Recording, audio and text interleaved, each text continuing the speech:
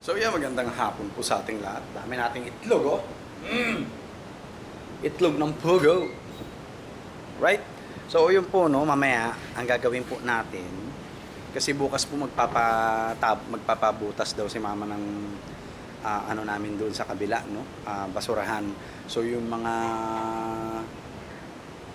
lupa na mahuhukay ay papatambak ko po dito sa silungan ng ating mga manok bukas, no? Tapos, yun. Ko alam ko ilan na ng itlog na kuha ni mama. Ang dami niya na naiipon po eh. Tara tingnan natin. Meron na rin siyang pansarili. O, di ba? Hindi na kami buwibili na itlog. Sa totoo lang po, no? Dami naming inahin sa kabila. 30 mahigit yun, no? Ayan, no? Malalaki ng itlog. Okay? Tapos, marami pa rito. Malaki tulong po. Yan, no? Oh, mga itlog na ng mga alaga natin yan. Alang, lagyan natin to dyan. Yan, mga itlog na naalaga natin to, pati yung mga nandiyan dyan. No? So, hindi na po kami buwibili ng itlog sa totoo lang ni mama. No? Meron kami itlog ng manok, meron pang itlog ng pugo. Alright? Diba? So, laking tulong, malaking tulong.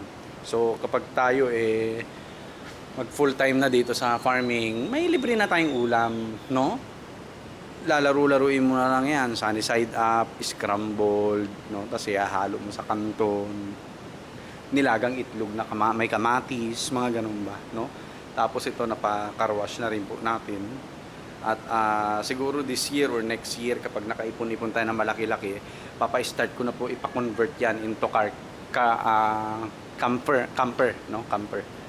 Camper van, parang ganun, no? Papalagyan natin ng platform yan para may higaan, tsaka may mga storage na din po, no? Yun. Tapos, katatapos natin kumuha ng kanilang itlog. Yan. Mamaya yan, marami pa po, no? Marami pa yan. Kikita nyo ba?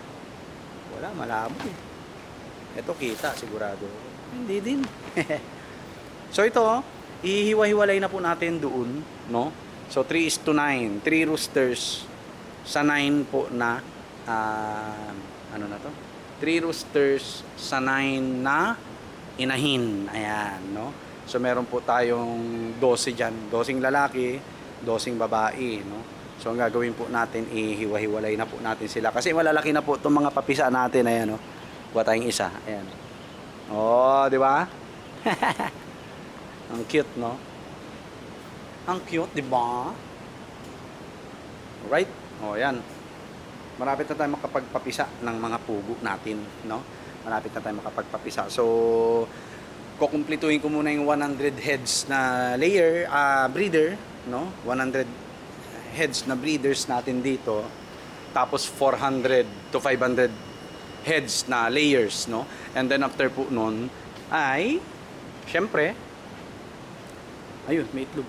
Syempre, after po nun per ano na, ayan, itlog.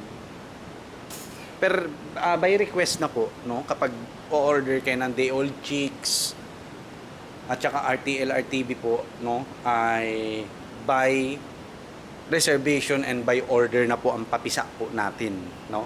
So, yun po ang gagawin po natin. Pero sa ngayon, yun, may itlog na naman. Focus po tayo sa yan, o, diba? Focus po tayo bumuo muna ng breeding materials natin at layers po para at least continuous ang pambenta nating mga fertile eggs, ayan, at saka table eggs ng pugo, itlog pugo, no? At para at least may maibebenta tayo. Kung ayaw nila ng DOC, meron po tayong mga fertile eggs. And soon na po yan. Soon. Alright? So yun po, ang dami na natin itlog ulit. Ayan. No? So kukunin na rin agad ata ni Madam Ruby to. No? Ibebenta sa kantin. No? Kantin namin sa taas. Alright? So yun lang po. Maliligo muna tayo.